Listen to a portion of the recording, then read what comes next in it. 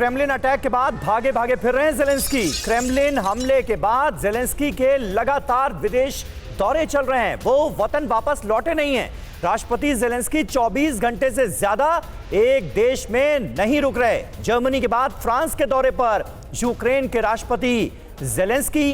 क्या जेलेंस्की को अपनी हत्या का डर सता रहा है, इसीलिए वो यूक्रेन वापस नहीं लौट रहे? ये बड़ा सवाल।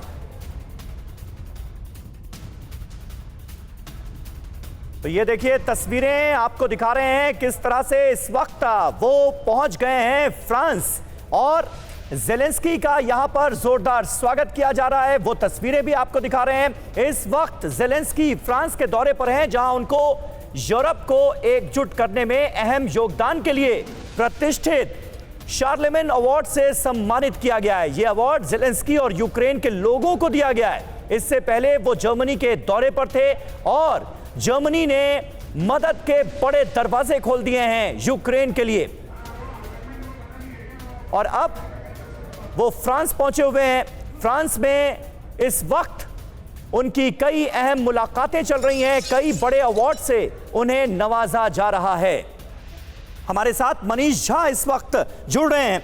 मनीष, ये बताइए कि क्या इस बात में वाकई दम माना जाए कि जानबूझकर जेलेंस्की वतन वापस नहीं लौट रहे हैं, यूक्रेन नहीं वापस लौट रहे हैं? क्योंकि उनकी जान का खतरा उन्हें सता रहा है।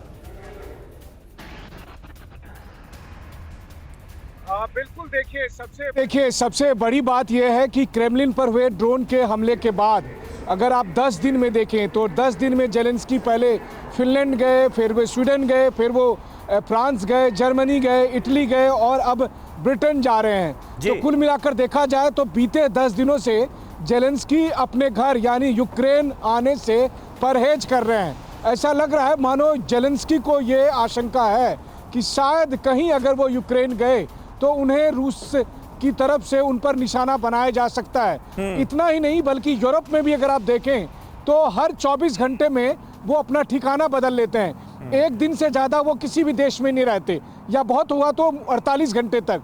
उन्हें इस बात का भी डर है कि यूक्रेन में भी वो पुतिन के टारगेट पर हो सकते हैं। और अहम बात यह है कि अगला देश वो कहाँ जाएंगे वो उस दिन बताते हैं, यानी कि पहले से घोषणा नहीं की जाती है।